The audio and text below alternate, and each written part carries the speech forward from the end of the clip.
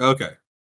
So this is going to be your deck profile Yeah, for so I just got home from the Yu-Gi-Oh! Regional at Edison, New Jersey, run by Gamer's Choice. I got 32nd out of, I think it was about 580 your entrants. Madolche Pure Madolches. So I guess we DPE can. No, DPE no DB, adventure no DB. We can't really adventure. make what? No adventure, no adventure. So it is possible to splash DP and adventure with Madolche, but they're more of like backup plans that honestly you need pretty particular hands for anyway, because the big like Xenolock of the deck is Petting Cessor's second ability, which locks you into special summoning only Madolches for the rest of the turn. So no Prey to Nope. Plant Vert, no DP, no, Nope. and we're dependent on a lot of our normal summons like Angeli and Hoot Cake, which we'll get to Well, in we'll a get minute. into that just a moment. So, all right, how would start us off? Okay, so we have to run 3 Angeli and 3 Petting Cessor because these are the best combo starters in the deck. Petting Cessor is our only real way to extend because every other Madolche is going to take our normal summon, and unless we want to draw for a 3 card combo with Salon, that's just not consistent. So we want to look for Petting Cessor turn 1 and really use that ability to special summon from hand. And then after we special summon Petting Cessor, Angeli is the other one that can uh, immediately extend into another combo. Because if we draw, say, Petting Cessor plus Mageline, if we draw Petting Cessor plus Mageline, who searches a Madolche, Mageline takes up the normal summon and then doesn't do anything. So She how many doesn't imagining you actually on? extend on her own. So for imagining you on how many? So I still run 3 Magelines because if you have only one Madolche name in hand, you want to be able to combo off. And what you can commonly do is Mageline, search Petting Cessor, and at the start of the game, you're not going to have monsters in your graveyard. So then you can use Petting Cessor's effect from hand. So Mageline is essentially Petting Cessor copies 4 through 6, but takes your normal summon. I kind of want to experiment with cutting down to 2 Mageline just because she's not that good as an extender. And with a 40 card deck with all the consistency cards we'll see later, we don't have too many consistency issues, but it's a pretty tried and true Madolche ratio to go 3 Petting Cessor, 3 Angeli, 3 Mageline. Right, next. And next we have combo pieces. So Hoot Cake it allows us to combo with monsters in our graveyard because he requires a target to banish. This is important if you're running a D-shifter build like I am because you're going to quite often have a dimension shifter in your graveyard that you're going to have to get rid of before you combo. Okay.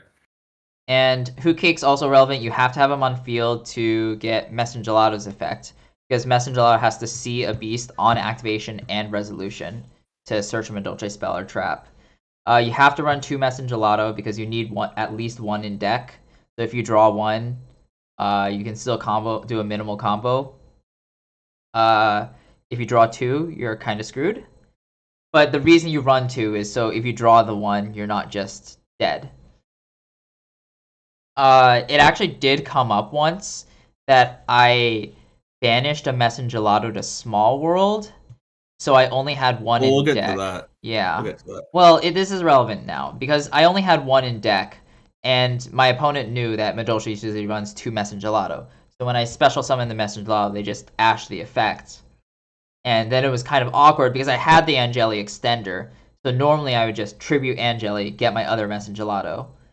But there are some interesting things there, but you definitely want two. You don't want three, and you don't want one. And you run the one Pudding Cess. Now, I'm sure a lot of Madolche players always joke about wanting to cut Pudding Cess because when you draw her, it feels really bad. She just does nothing in hand. And like on first thought, the reason you run her is for the OTK potential by like comboing through Shoko a la mode. But I actually multiple times today it came up where I either had to use her damage step ability to force out some back row, or actually one game I was forced to tribute summon a Contact C, and Pudding Cess is the only main deck monster that Ah, I can really do that with. Yeah, that is in out, I suppose. Specifically, I had to tribute summon a Contact C under Gozen match. So it's like Nibiru doesn't do it. It'd be Pudding Sass or Pancratops. And being in Okay. archetype always helps because I can search her off of Mageline. But yeah, she has a couple of roles that aren't fully appreciated if you just think of her as a combo piece. Okay. Is that the and that's So the those are all all of Madolche the Madolche monsters. core? Okay. So we can talk about the spells really quick. I just run one Chateau, one Salon. I ended up cutting the ticket like the day before the regional because I found myself just siding it out every time because I was like, when do I actually want this over an actual impactful side deck card? And the advantage it gained just wasn't enough for me. In retrospect, I ended up running into a lot of Eldritch, and being able to set up Chateau, Salon, and potentially an additional back row and ticket is huge just because you're getting so many turns to accrue advantage. So being able to get that extra search off of ticket or potential special summon even is huge in that matchup. And I Okay. just did not expect to run into as much Eldritch as I did. If I did, I probably would have had a ticket somewhere in my list. But Okay. for the most part, when I'm playing against the meta decks that are just trying to adventure token me, or like with 18 hand traps in their 60 card deck or something like that, I want to be able to play around disruption, and which means you're not full comboing most of the time, which means you're not bringing out ticket. And if you're not bringing out ticket, you don't run ticket because you don't want to draw ticket. All right. Next. Two Promenade. Promenade is the best card in the deck. Uh, the Like this old is the old disruption. advice is like if you're running D shifter, you run two Promenade.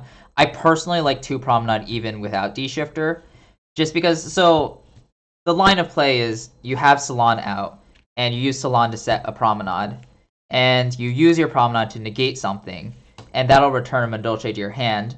Promenade also hits the graveyard, which means if you have a Glass Souffle on field, you can shuffle the Promenade, you can chainlink one Salon, chainlink two Glass Souffle's effect. Glass Souffle will shuffle Promenade back, and then Salon will set the Promenade that you just shuffled back. So you don't, like, quote, need to, but it's really important to be able to use Glass Souffle's graveyard shuffle effect when you want to use it. And a lot of the times you'll use her detach to have a Madolche hit the graveyard to use her second effect. So it's actually really important, I feel, to be able to promenade something, decline Glass's effect, but since Salon is a mandatory effect, you have to, when you first move a Madolche back to your hand or deck, to set something. So that's when the second promenade comes in handy, even if you don't have D-Shifter. Now, as we'll get to in a moment, it does so happen that I am running D-Shifter, and then you definitely want two Promenade, because then you'll turn one, set up a Promenade, and if you Promenade something under D-Shifter, it gets banished, and then you just set the second one from the deck. Okay. All right. Moving on. Uh, So then we're on the consistency cards. I run 3 pot and 2 small world. And I think this requires a little bit of discussion because a lot of Madolche players like 3 small world, and I don't think it's bad by any means, but I'm running exactly 40 cards. I think with that number of cards, we see our important cards consistently enough that we can cut down on our consistency cards by one because you have to keep in mind, small world is two things. One, it's a hard once per turn or on activation. You can only activate one small world per turn. And two, it is card disadvantage. You're going -1 when you use a small world. So it's a yeah. very powerful card, but you never want to draw like 2 in your opening hand because the second one is just dead. Even if it's not dead, if you do a small combo that doesn't set up Chateau, and again, you want to do the small combo a lot because it you can actually extend through a hand trap. If you do the small combo a lot, you don't get Chateau, which means you don't get a ton of Madolches recycled to your hand, which means that the -1 card disadvantage just keeps adding on if you draw multiples. So just 2 small world is enough to help with the consistency issues and to provide additional like virtual copies of our outs if we need them without bricking us essentially. Pot is too good to pass up. I will Yeah. say when going second, I often side out one pot just because it doesn't do anything on your opponent's turn, and you have that extra draw anyway. So it's just how the numbers work out. I think we're fully justified in going down to 4 consistency cards going second. That's fun. All right. But yeah, I Next up really stand by 3-pot, 2 small world being a very good ratio. Now the answers. I is run 2 nope. cross out and 1 called by. I mean, it's fairly self-explanatory. Yeah, Just a lot of people would like 3 cross out, but similar to small world, like it doesn't. So cross out doesn't do a lot when you're going second. In fact, if I'm going second, it's probably one of the first cards I'm looking to trim for my side deck cards. And again, it's a hard once per turn.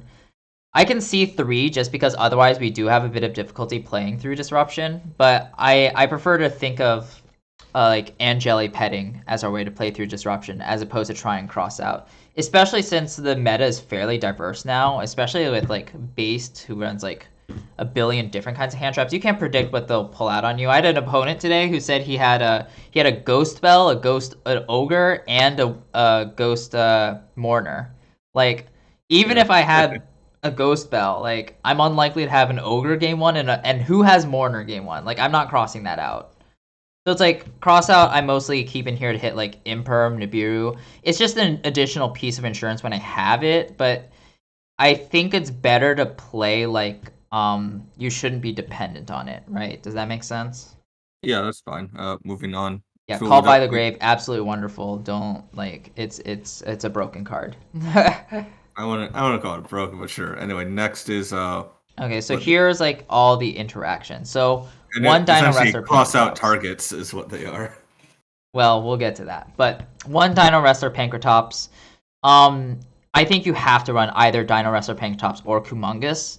The ability to search and answer through Small World is just so strong.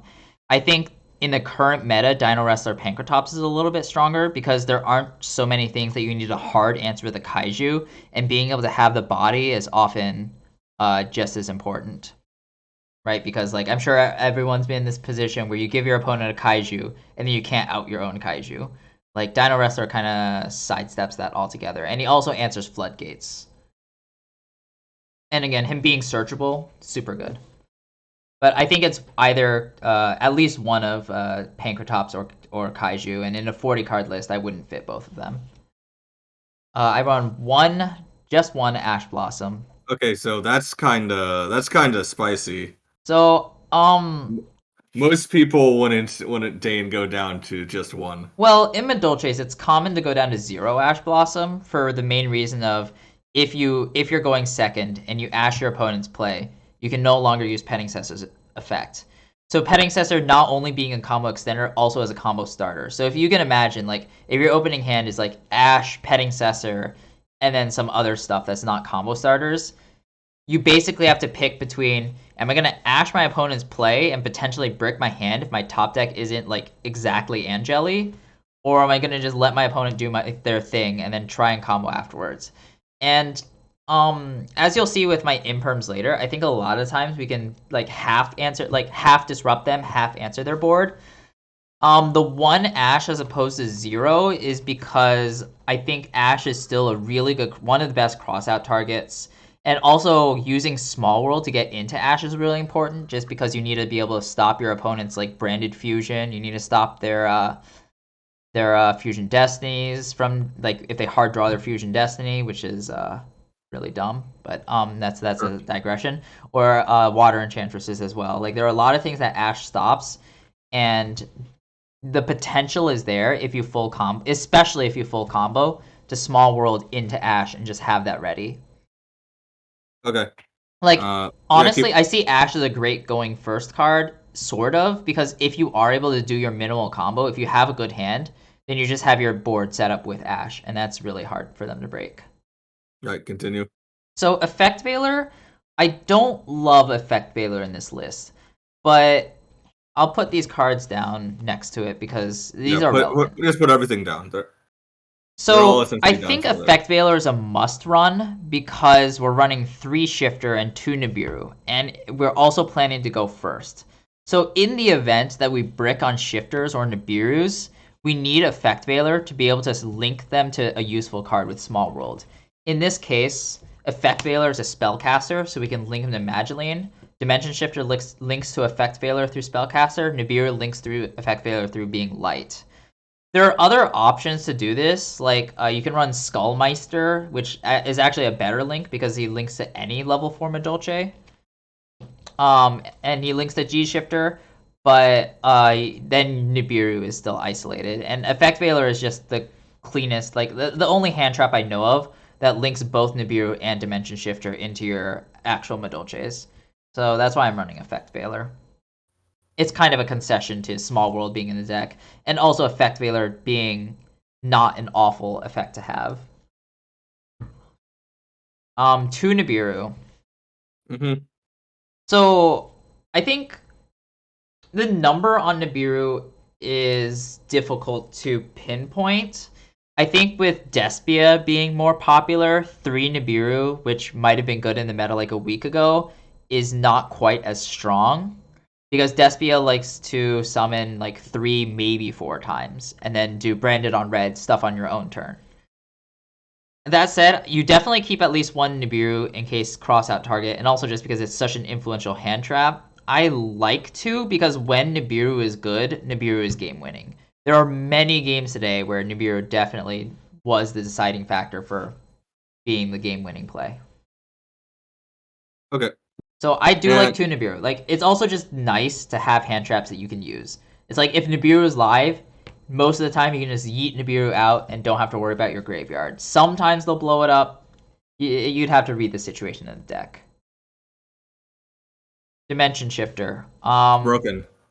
Dimension Shifter is probably the strongest reason to play this deck right now. It's broken. Dimension Shifter has natural synergy with our minimal combo because we're possibly the only deck where we can lead, say, with Pot of Prosperity and then do our combo. Glass Souffle will shuffle Pot and a Madolche back into our deck, and now our graveyard's empty, and then we can Shifter after potting. Flunders can do it too, but whatever. Flunders, I don't think they have a way to clean up their pot. Yeah, they do. How? They summon the guy that banishes a card from a graveyard. Oh, Ryza? No, they have a normal summon bird. Token. Yeah. Okay, sure. I think that's a bit less consistent for them though, because they don't like searching that guy until like late turn 2 or turn 3. I'm just saying that they can. Anyway, yeah. D-Shifter's a great way. Yeah, it's really strong. It's a turn pass for most meta decks. It's unfortunately not that good against Despias, and we'll talk about Despias more when we get towards the end of the deck list here. Yep. But there are so many games where I just win because I go turn 1, D-Shifter, turn 2, oh, you only have a single hand trap or something, and I'm able to answer that, and I do a minimal combo, set up my negate, or just go for straight up just go for enough damage. If you draw Pancratops and they try and like make a defensive play, like under Shifter, you can do enough of a combo to actually kill them. That came up once. But yeah, D-Shifter, absolutely, like, one of the reasons to play the deck is D-Shifter. So, in the current meta, I would not consider cutting D-Shifter. If Despias gets more popular, if Eldritch gets more popular, I'm thinking maybe we change to a more, like, grindy version. But in the current meta where, like, you just want them to end the turn and let it be your turn already, you just D-Shifter. There are a few notes on timing. I actually don't like shotgunning D-Shifter, which actually backfired on me like once or twice, especially when they like discard for cost like Despias does. But most of the time, I'll wait until like say if they draw their Fateful Adventure. This happened a few times. Do Fateful Adventure, effect to add to hand and then discard, and then I'll just chain D-Shifter. And if they don't expect that they have to banish whatever they discard, it can be kind of awkward for them. It's a better way to burn resources than for them to know that they're playing into D-Shifter and then just not activating that effect. 3 Imperm. So when I said I cut Ticket, I ended up putting in 3rd Imperm. Imperm is a very unique hand trap because it's possibly the only hand trap where you can let your opponent do their thing and then on your own draw or standby phase, Imperm their monster. And this is relevant, for example, in Despias, where they make Mirror Jade, and then you can Imperm the Mirror Jade to make sure that it can't banish one of your monsters. And Imperm, natural synergy with Madolche is just because it's not a monster hand trap, and we hate stuff going to the graveyard. Like, it's so bad. Okay, that's fine. I think it's a bit questionable to say 3 Imperm, because I think Imperm is, like, also kind of on the weaker side, especially with like 10 Yi Sword Souls being so strong and all their effects activating in hand. But there's still plenty of things for Imperm to hit, and you can always side them out. In fact, I think siding out 2 Imperms is a very common side deck strategy for me, just when it's bad. All right, next up. Next is the Super Polys. All So 3 of them. So this was kind of a really hard meta call on Despia's Yeah, being it sure popular looks like it. because it completely vaporizes Despia's board, and there are a lot of other meta things that hit. So in a game 1, by main decking this, you're saying that it's going to be live like enough of the time game 1. So Super Poly hits DPE, it hits Despia, and then the other targets I have are like Mud Dragon yeah, for... just take out your targets. Yeah, so for let's it just right take now. out the targets now. So I ran these targets. Let's start here. So obviously I expected a lot of Prank Kids Brave, and unfortunately I guess fortunately I didn't run into it. So this Rocket Ride did nothing all day. Mud Dragon is for Generic. most decks it's pretty easy to make, but it's also notable in being one of the only Super Poly targets I can make with only my own monsters, because all the Madolches are Earth, but like different types. So it's pretty easy for me to make, and the actual on-field effect is relevant too, because as soon as you bring out Mud Dragon, and then as soon as you are able to every turn, you just activate its effect to clear Earth, and they can no longer Imperm or Veiler or like targeted negate any of your effects. It's actually really annoying to play for them to play through. I decided to play one Eldritch the Mad Golden Lord, and I did bring him out versus an Eldritch deck. Unfortunately, it didn't make the difference, but I do think it's pretty good in the matchup. I think like it's really awkward because Super Poly is a bad card in the matchup because you don't want to go negative, but also it answers their Eldritch on the spot. They might not have an Eldlexer, so then their conks might be turned offline. So I'm 50-50 on that. I think if Eldritch rises in the meta, I would just not play the Super Poly package. But if you're thinking of hitting a lot of Despias, you might as well play the Eldritch. And then I played 2 targets for Despias / in general. So Draco Stepelia hits DPE plus plus Prey to Plant Vert, of course, but it also hits Despias because they're gonna have a fusion out. They're gonna have another dark out usually. I've seen a lot of Despia players play around Super Poly by ending on just Mirror Jade as opposed to Mirror Jade and Aluber. But if you can force out the Branded in red, say like especially game 2 with like a Cosmic Cyclone or something, then you can Super Poly their board away. Although you will note that you lose your Draco Stepelia then because of the Mirror Jade effect. And then I also put in, this was kind of last minute, I put in Prey to Plant Trifio Veritum. I don't know the name. I just it's the 3 dark one, and you get a once per turn, essentially a Solemn Judgment on a special summon from the extra deck. So if you get this guy out, super good against Despias. Unfortunately, I only played against Despias once today, and to be honest, my hands were pretty mediocre. So I ended up not being able to make any of these guys. Sure. But I think the theory is that if you are expecting like, meta to be 20 or more than 20% Despias, I think these 2 are pretty strong picks. Okay. Then we move to the actual cards in the extra deck. Yeah, so while we're here, we can talk about the rest here. So 2 Tiramisu and 2 Glass Souffle. Let's just go through these before we go on. So the 2 TR is relevant sometimes. Sometimes you go into 1 TR and she gets blown up and you need to make a second one. It happens all the time. Glass Souffle is the best Madolche Xyz. Honestly, it requires more justification to say why we're not going 3. The main reason is because the way this deck is built, we're not going the full Shoko combo most of the time, so we don't end up banishing a Glass Souffle. In fact, Angeli was probably the most banished Madolche for me today. I think I did the Shoko combo, like, in terms of turn ones, like, twice. Like, I'll go for it if my hand is weak and I won't be able to win without just making a full board.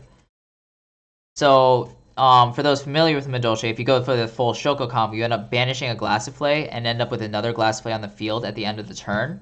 So So that leaves you kind of vulnerable because you want to be able to make another one if you need follow up in another turn, like if she dies or something.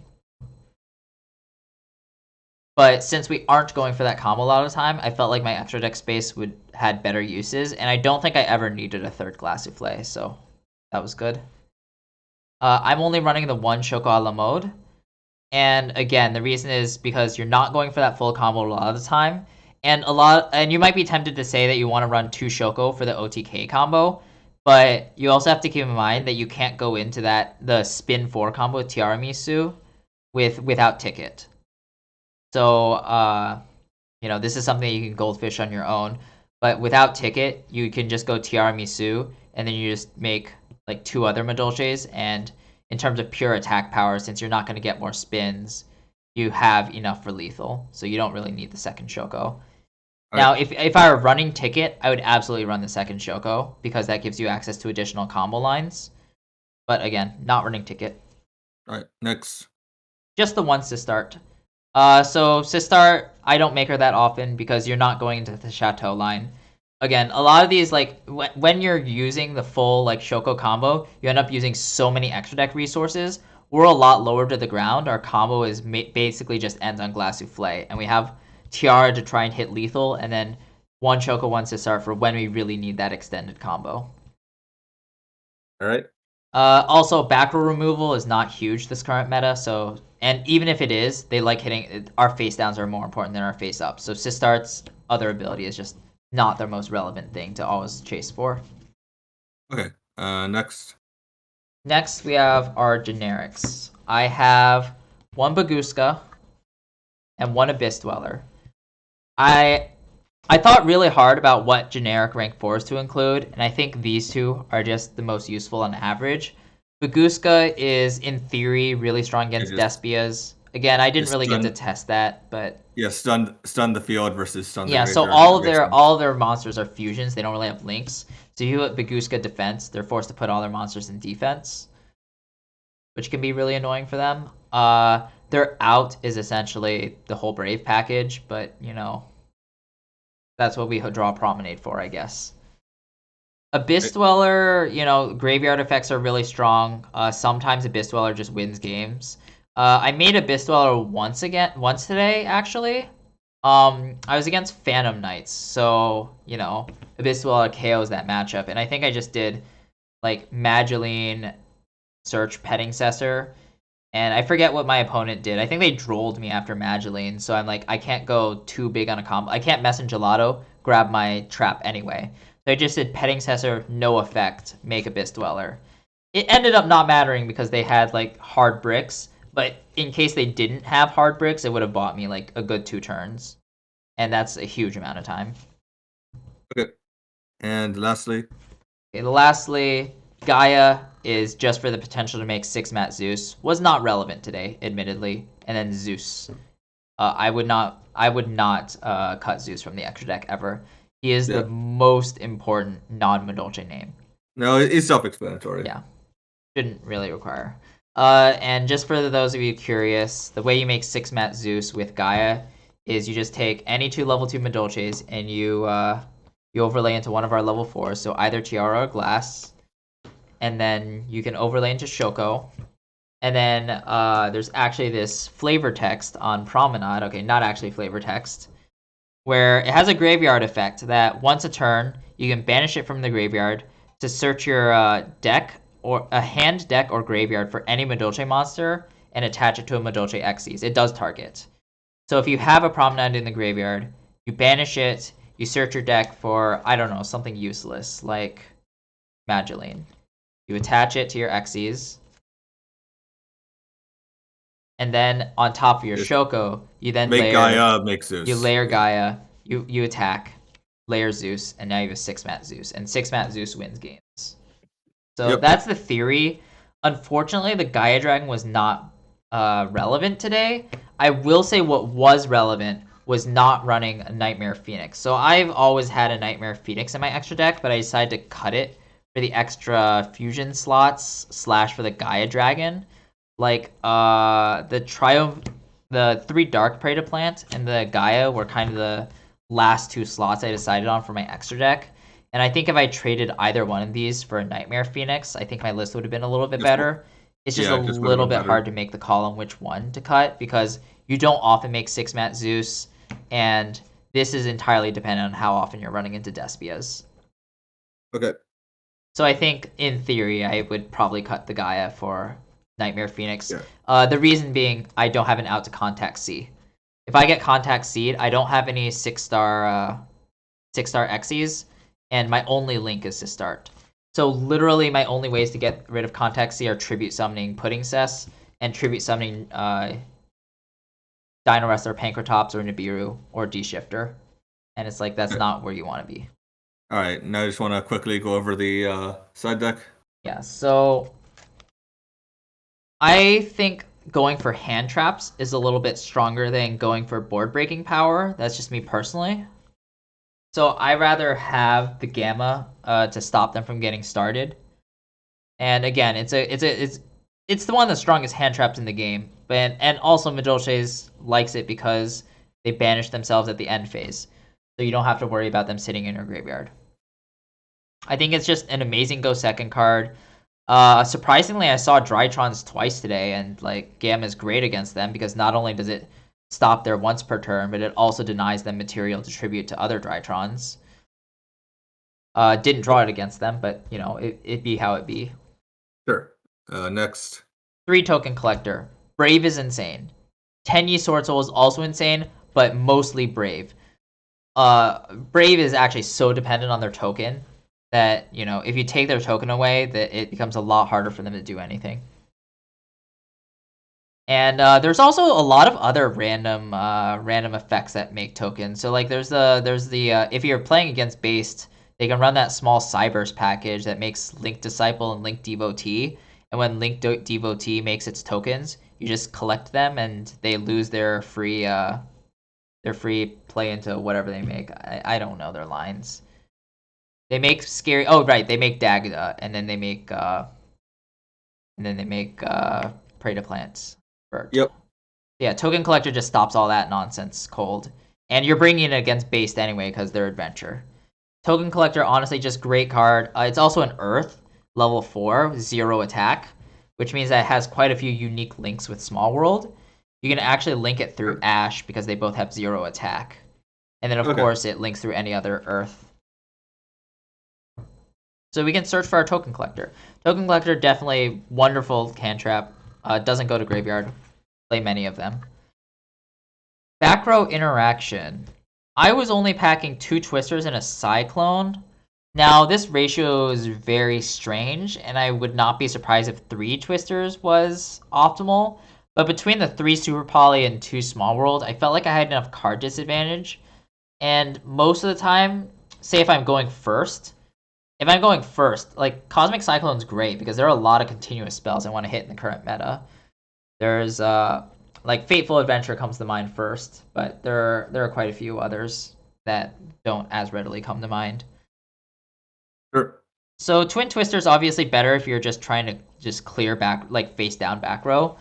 But I think going first, like when I was going first, a lot of times I didn't like the discard from Twin Twisters, so I would side like one of them out and go down to 1 Twin Twister, 1 Cyclone, or just side both out.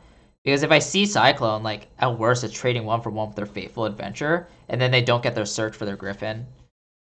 But this definitely hurt me a bit in the Eldritch, not having like a Duster or a Red Reboot or anything. Like really, I just didn't expect to see as much Eldritch as I did, so I was hoping that this back row interaction would be enough.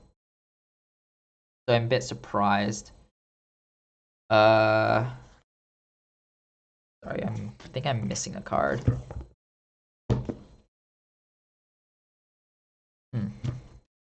Oh, sorry, they were just stuck. Okay, so next we have the traps in the extra deck. I went with 2 Gozen, 3-dimensional barrier. If I were to do the day again, I would swap these numbers around. I would run 3 Gozen. But again, that's just because I expected to see a lot more Despias than I actually did, and dimensional barrier is definitely where you want to be there. Now, my problem with dimensional barrier is it's not that great going second. So if you actually look at this extra deck kind of as a whole, it's like, what do I side in going second? It's like I just have Gamma for Despias, and it's kind of really awkward because it's like that's not like it's not what you want your side deck cards to be. It's impactful for sure, but it's not like a game-winning card. You know what I mean? Right. Gozen is an absolute monster of a card though. Like what you do is if you're going first, it's absolutely amazing because you just set your Gozen, you have your Promenade to back it up potentially.